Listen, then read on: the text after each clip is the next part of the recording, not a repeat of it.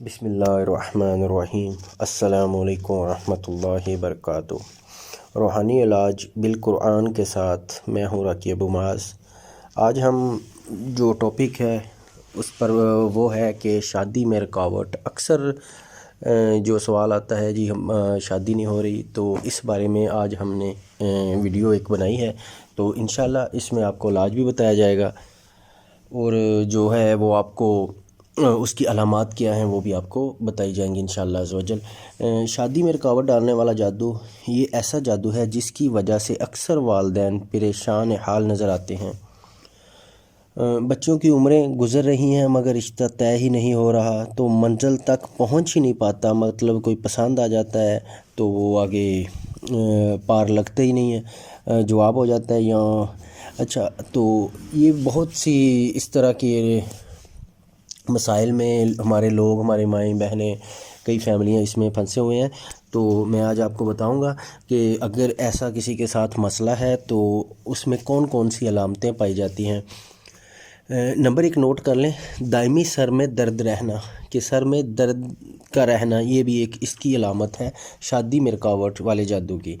Number دو، پیٹھ کے نچلی ہڈیوں میں درد رہنا، یہ دوبارہ سن لیں، پیٹھ کی نچلی ہڈیوں میں درد رہنا۔ نمبر تین، اگر کسی کی شادی منگنی ہو جاتی ہے، منگیتر بھی مطلب ہو جاتا ہے، تو منگیتر کا بدصورت نظر آنا، یہ بھی اس کی علامت ہے۔ نمبر چار ہے بہت زیادہ پریشان حال نظر آنا اور رہنا، ہر وقت انجانی سی پریشانی رہنا۔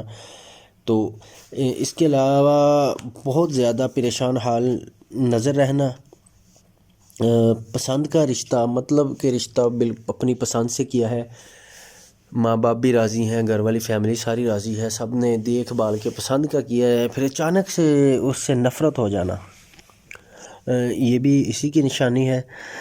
بالکل جب اس کو وہ سامنے منگیتر آ جائے، بدصورت لگے، برا لگے، دل کرے یہ بس چلا جائے، اس طرح کی کیفیت ہو جانا، اچانک سے مطلب وہ برا لگنا شروع ہو جانا۔ اور یاد رکھیں یہ نظر میں بھی ہو سکتا ہے، اور یہ جادو جو ہے رشتے کی بندش والا اس میں بھی ہو سکتا ہے۔ اس کے بعد نیند میں بہت زیادہ گھبراہٹ کا ہونا، جب بھی سوتا ہے تو وہ نیند میں اکثر گھبرایا ہوتا ہے یا گھبرا کے اٹھ جانا، یہ بھی اسی کی علامت ہے۔ اور کبھی کبھی معدے میں درد رہنا، یاد رکھیں یہ جو علامات ہیں یہ تجربے کے ذریعے بتائی جاتی ہیں۔ اکثر بھائی سوال کر دیتے ہیں جی اس کی دلیل دیں، تو میرے بھائی یہ دلیل نہیں ہوتی، یہ تجربات سے ہوتا ہے، تو یہ تجربوں کی وجہ سے جو ہوتا ہے پھر وہ ہم آپ کے سامنے رکھتے ہیں، اس لیے یہ نوٹ کر لیں کہ یہ اس کی دلیل نہیں ہوتی، یہ تجربات کی بنیاد پہ بیان کیا جاتا ہے۔ اس کو آپ اپنا لیں، آپ کی مرضی، آپ رد کریں، آپ کی مرضی۔ تو اچھا آگے چلتے ہیں۔ رشتے والے دیکھ کے جائیں، پسند بھی کر جائیں، مگر گھر جاتے ہی انکار کر دینا، وہ مسلسل ہو، یہ نہیں کہ ایک بار ہو گیا یا دو بار ہو گیا، ظاہر بات ہے کسی کو پسند نہیں بھی آتا، تو مسلسل مطلب ایسا ہی ہو، جب بھی رشتہ پاس آ جائے وہ پسند کر کے جائیں، گھر جا کے انکار کر دیں، بار بار ایسا ہو، تو یہ بھی اس کی علامت ہے۔ اچھا، اگر جس پہ جادو ہوا ہے بچہ ہو یا بچی، اس کے اوپر خون کے چھینٹے پڑنا، یہ بھی اس کی علامت ہے۔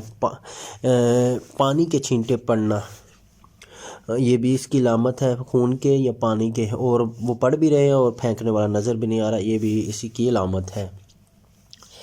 اچھا، ایک اور علامت ہے کہ شادی کا جیسے ہی اس مریض یا مریضہ کے سامنے نام لیا جائے گا تو وہ شدید گھبرا جائے گا، مطلب شادی کے نام سے گھبرانا، یہ بھی اس کی علامت ہے۔ ہم آپ کو بتائیں گے کہ جادو ہوتا کیسے ہے۔ جادوگر جنات کی ڈیوٹی لگاتا ہے کہ فلاں آدمی کی بیٹی کی شادی نہ ہو پائے، تو وہ اس کی ماں کا نام، اس کا نام پوچھتا ہے اور اس سے ایک کپڑا طلب کرتا ہے۔ کپڑا وہی ہوگا، اس کی قمیض، شلوار یا جو کوئی بھی کپڑا جو استعمال میں رہا ہو اور اس میں اس کا پسینہ پیوست ہو، ٹھیک ہے۔ جب بھی وہ اس پر جادو کرتا ہے، جب بھی رشتے والے آتے ہیں تو لڑکی کے سامنے اس کے گھر والے بدصورت نظر آتے ہیں۔ جن باہر رہ کر بھی کرتا ہے، بعض دفعہ اس کی مختلف صورتیں ہوتی ہیں، جن باہر رہ کے بھی کرتا ہے اور جسم میں داخل بھی ہو کے کرتا ہے، تو یہ اس کی اپنی مرضی ہے، یا جادوگر جس طرح چاہتا ہے تو وہ اسی طرح کرتا ہے، کیونکہ وہ ایک خادم ہے اور وہ مسلسل اس کی ڈیوٹی کر رہا ہے۔ مطلب رشتے والا جو آئے وہ خامند یا پھر اس کے گھر والے اتنے بدصورت نظر آئے کہ دل کرنا ہے کہ ان کو نکال دیں گھر سے، تو ایسی کیفیت ہوتی ہے۔ اب یہ تو ہو گئی ان کی علامات، اور یہ کیسے ہوتا ہے، کس طرح ہوتا ہے، یہ آپ کو میں نے بتایا۔ اب ہم چلتے ہیں اس کے علاج کی طرف۔ دیکھیں، پہلے مرض کی تشخیص کرنا، سب سے مین چیز یہی ہوتا ہے، پہلے تشخیص کریں اور اس کے بعد پھر اس کا علاج کریں۔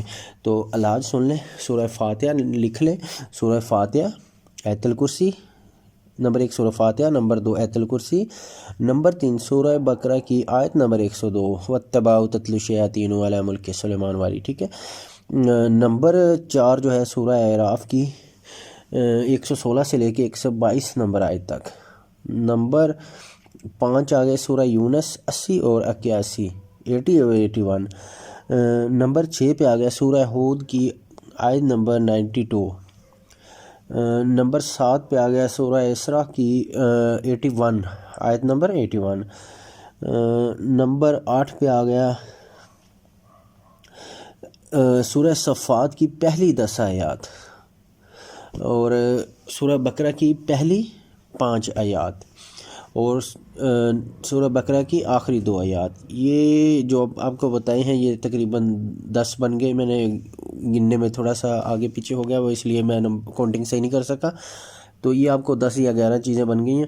یہ آپ نے کرنا کیا ہے، یہ جو ہے اپنے پانی پہ، تیل پہ، دونوں چیزوں پہ دم کر لینا ہے۔ پانی پر آپ نے جب دم کرنا ہے، اس پانی پہ دم کر کے اس کو ایک بالٹی میں ڈال لیں، بالٹی میں 7 بیری کے پتے لیں، ان کو ہلکا سا کوٹ لیں پتھروں کے درمیان، یا ویسے گرینڈر نہیں کرنا، ویسے 2 پتھر رکھیں، اس کے اوپر ہلکا ہلکا سا مار کے وہ مطلب پریس ہو جائے نا، پیسز بن جائیں، تو ان کو پانی میں ڈالیں اور اس میں سے 1 گھونٹ 2 3 گھونٹ پی بھی لیں، اور باقی سے وہ غسل کر لیں۔ یہ غسل جو ہے کم از کم 7 دن کریں۔ تو یہ دم جو ہے، یہ جو میں نے آیات بتائی ہیں، یہ جو آیات ہیں ان کو روز پڑھنا ہے۔ یہ جو ایسا مریض ہے وہ صبح اور شام 2 ٹائم یہ پڑھائی کرے گا، پانی پہ تیل پہ دم کرے گا، پانی جو ہے وہ پانی پیے گا، تیل جو ہے وہ پورے جسم پہ اپنے لگائے گا، یا جہاں اس کو ضرورت ہوئی سر پہ لگائے گا، ٹھیک ہے۔ یہ تو اس کا علاج ہو گیا، اور یہ ہوگی اس کی علامتیں۔ تو انشاءاللہ یہ جو عمل ہے یہ کم از کم 21 دن کیا جائے، اور نہانا جو ہے وہ 7 دن اپنے بیری کے پتوں سے نہانا ہے۔ اس کے بعد آپ نے صرف پانی اور تیل استعمال کرنا ہے۔ تیل کم ہوتا ہے اس کو زیادہ اس میں ڈال لیں، پانی کم ہوتا ہے اس میں زیادہ ڈال لیں، اور دم جو ہے یہ روز اس کے اوپر کرنا ہے۔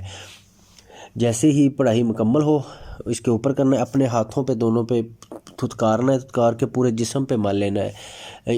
مریض اپنے جسم پہ بھی کرے گا اور پانی پہ تیل پہ بھی دم کرے گا۔ تو انشاءاللہ اگلے پروگرام میں ملیں گے، تب تک کے لیے اجازت چاہتے ہیں۔ راکب ابو معاذ۔